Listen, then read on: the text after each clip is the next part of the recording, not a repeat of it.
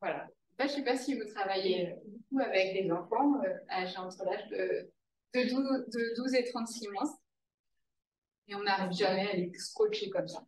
D'accord? C'est quasi impossible. Et là, en fait, cet effet, c'est vraiment un effet bœuf auquel j'ai pu le constater par la suite de l'étude que je vais simplement vous raconter très rapide. Mais voilà. Et donc, c'est des enfants qui sont issus de milieux défavorisés pour ces crèches et qui ont normalement tendance à des difficultés à maintenir leur attention. On sait que la capacité à maintenir l'attention, c'est quelque chose de fondamental pour l'apprentissage du langage. Et donc, CPI est venu et leur a montré que quand des musiciens, donc c'est Bertie Puisat qui intervient ici, interviennent dans les crèches avec les petits, et bien on obtient ce genre de comportement. Donc l'idée, en fait, qui a germé dans la tête d'Hélène et Anne, et qui a fait chemin dans la mienne par la suite, c'est qu'en fait, chez le bébé, c'est quand même difficile de faire des choses dans un développement qui n'est pas très... Voilà, ils ne vont pas facilement tenir beaucoup des instruments. Donc, une possibilité, ça serait que simplement l'écoute active, et donc avec des musiciens ici qui font de l'improvisation musicale, qui est vraiment quelque chose de spécifique, permettent en fait de maintenir très fortement l'attention des enfants. C'est un moment beaucoup plus important que d'autres activités. Et on sait qu'en fait, cette capacité à maintenir l'attention dans le temps, c'est quelque chose de fondamental pour l'acquisition du langage, parce qu'en fait, le langage oral, à la différence de l'écrit, parce qu'on a entendu, on peut revenir dessus. Et cette composante temporelle, elle est essentielle, notamment elle est essentielle parce que ça va permettre de comprendre la combinatoire du langage et la syntaxe, le fait qu'on va pouvoir construire des sens à l'infini en combinant des mots entre eux. Cette compétence-là, on ne peut l'avoir que quand on fait attention à l'entièreté de la phrase. Et c'est une compétence qui est spécifique à l'espèce humaine. Donc quelque chose qui est vraiment spécifique à notre langage à nous. Et donc l'idée, c'est que ça viendrait me solliciter les compétences langagières. Voici l'hypothèse. Donc ce qui a été fait, comme pour les études précédentes, il y a deux groupes qui ont été faits, où des tests de langage ont été effectués et aussi de motricité dans le follow-up qui est l'étude de Baby Moose. Et donc un groupe a effectué un entraînement musical et l'autre a effectué un entraînement à la motricité. On a mesuré les compétences avant-après avec l'idée si la musique améliore plus le développement du langage, on peut obtenir une amélioration plus importante. Donc voici les résultats qui ont été trouvés. Donc là, c'était une étude qui a été effectuée juste avant le confinement et un petit peu pendant. Donc c'était vraiment très difficile d'avoir accès, d'avoir des informations de tous les enfants. Et ce qui vous est représenté ici, c'est le nombre de mots qu'un enfant connaît. Donc le nombre de mots qu'un enfant connaît, en fait, on l'estime avec des questionnaires parentaux.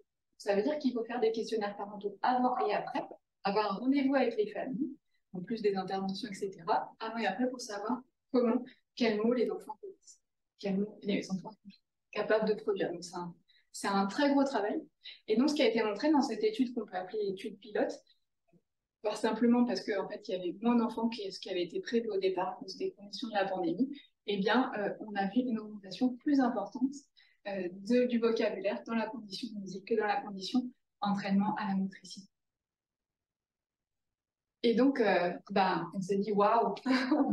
Donc, quand Hélène et Anne ont présenté ces recherches, on s'est dit il faut faire quelque chose avec ça.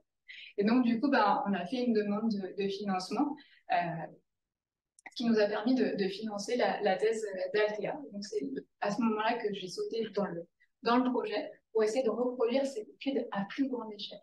Et donc là, on a mis un petit peu les bouchées doubles. Et donc on a réussi à effectuer surtout en fait Altea Fratachi, qui est la doctorante en question et qui en fait a fait le travail, d'accord.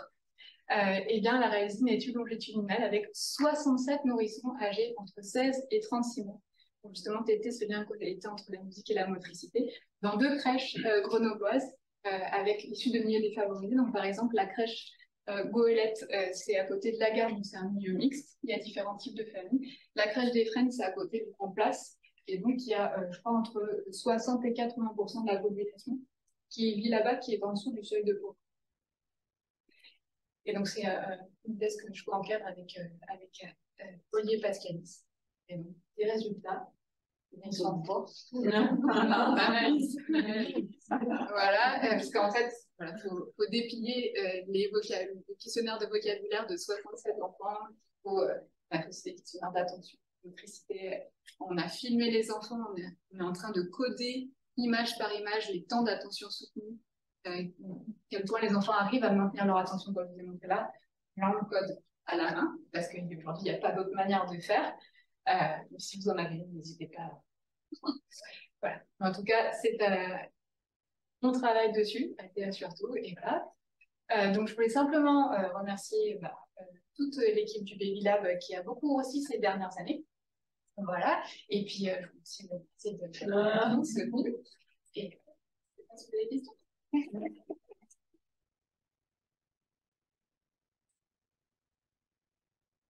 Je peux poser une question. Donc là, dans les études préliminaires que tu as montrées, donc vous avez vraiment montré cet effet de médiation par l'attention, ou dire vous avez juste mesuré le vocabulaire, ou c'est à venir? Parce que c'est ça l'hypothèse, si je comprends, que le vocabulaire augmente surtout par une amélioration de fonction exécutive. C'est ça. Alors, c'est peut-être Anne qui peut répondre directement à la question. Moi, j'ai tout oublié. Non, il n'y a pas une mesure d'attention. Voilà. C'est pour ça qu'on a refait à grande échelle et que là, on est en train de le faire. Voilà. Pour vraiment essayer de voir s'il y a un effet de la causalité dans ce cas. Et le vocabulaire que vous mesurez, donc c'est typique pour chaque enfant. C'est... Non?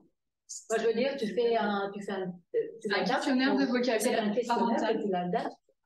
Non, en fait, il est standardisé. Ah, c'est standardisé, voilà, c'est ça que je n'avais pas compris. Ah bah oui, sinon je pense que c'est très compliqué de... Ah bah je sais, c'est pour ça que j'avais compris ça. Il y a une distinction qu'on a effectuée entre ce que les enfants comprennent et ce qu'ils peuvent produire, parce qu'il y a souvent un gros décalage.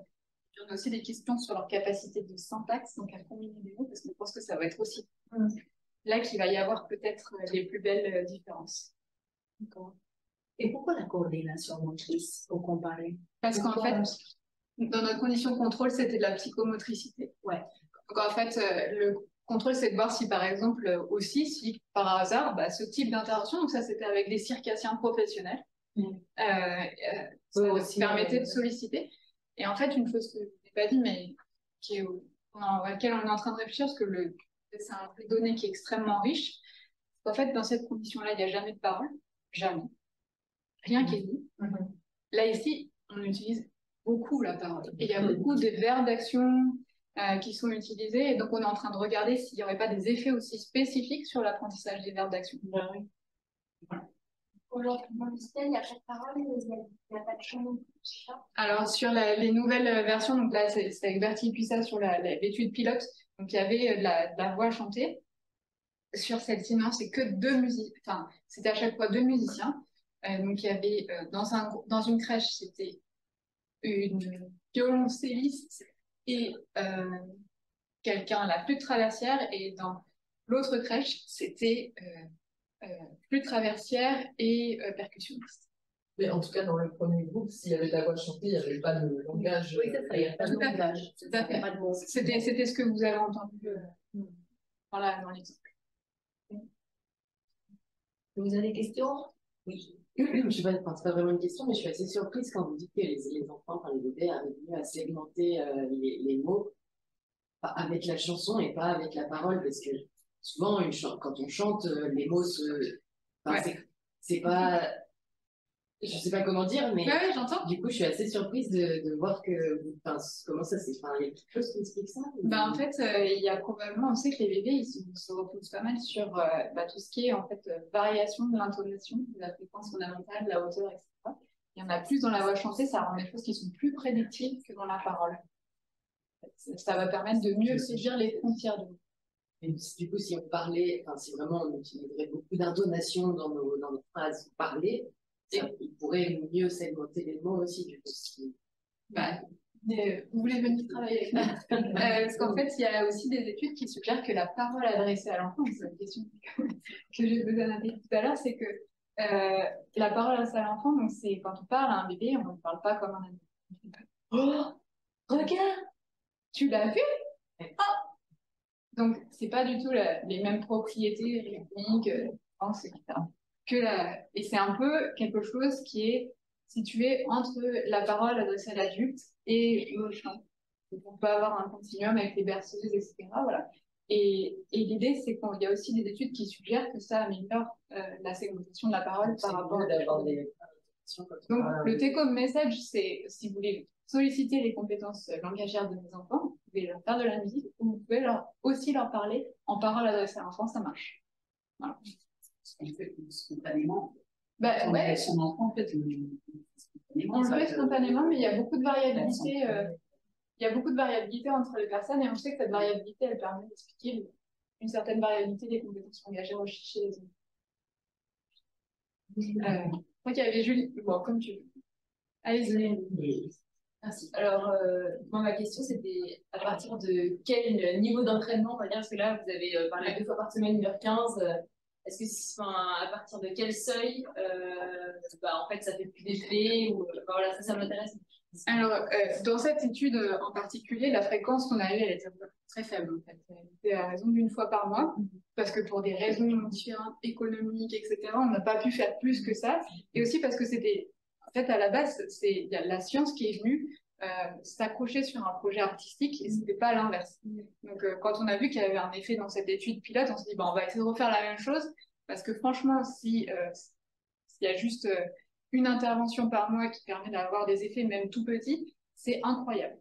Donc voilà, après ce qu'on sait sur les autres études, c'est que c'est souvent quand même les entraînements et les expositions qui sont massives. Donc la timing et la fréquence, je ne sais pas, mais c'est une vraie question. Merci. J'ai 2 petites questions. Merci. 2 petites questions complètement naïves. La première, je suis vraiment très surpris que tu dises qu'il y a dans la maison. Tu poses rarement des questions naïves, mais vas-y. Vas-y. Zut, tu veux. Je suis surpris que tu affirmes que dans la composition musicale, il y a 0 parole. C'est-à-dire que les intervenantes, elles arrivent à dire pas leur bouche. Elles disent même pas bonjour pour avoir rien. C'est plus. Parce que justement, c'est un des gros défauts, je pense, c'est un gros caveat qu'on aurait pu annoncer à la vidéo précédente. Pas peinture et musique. Quand tu fais des cours de musique, tu vas savoir peut-être moins de peinture, j'en sais rien. Et si c'est pas mesuré, j'en sais rien. Là, vous avez vraiment un truc très fort. Les vidéos sont à l'appui, en fait, mais pour nous, en fait, on a vraiment été surpris aussi. C'est-à-dire que moi, là, mais c'est pas possible. En fait, le seul type d'échange qu'on peut avoir, c'est par exemple les personnels de crèche qui, de temps en temps, sont là, chut, et qui vont faire viens ou ça va. Et juste ça, quoi. C'est vraiment très faible. Deuxième question. Dans ces domaines-là de la littérature, l'humanité, il y a des comparaisons avec des groupes expérimentaux dans lesquels les cours langagiers, par exemple, je sais pas, la lecture des au final, tu vas en le langage. En fait, vas-y, réponds, parce que je sais pas. Il me semble qu'il y a une étude chinoise récente qui a fait ça. Enfin, je l'ai vu passer. Je me souviens plus de leur conclusion. ça a été fait. En fait, une des idées, ce serait de pouvoir comparer, si on revient à ce que je fais chez le bébé, on sait qu'il y a des études qui fonctionnent bien, le partage de livres, le fait de lire des livres aux enfants, en parole à la salle d'enfants, etc. Et on pourrait comparer les effets avec les interventions musicales. Bon, après, l'idée, c'est qu'évidemment, on pourrait peut-être combiner les deux. Parce que, voilà. C'est un truc spécifique, justement, du boost. Ouais. Mais, par exemple, voilà, ça ne va pas aider de manière directe le vocabulaire. Voilà, donc on pourrait très bien compléter avec du... Le vocabulaire, si tu t'assures que les gens ne parlent pas. Ah ouais, c'est sûr. Hein. Alors, d'accord. Une question? Non, je voulais compléter parce qu'en fait, dans une des études, ils ont fait toute une série d'études à Marseille,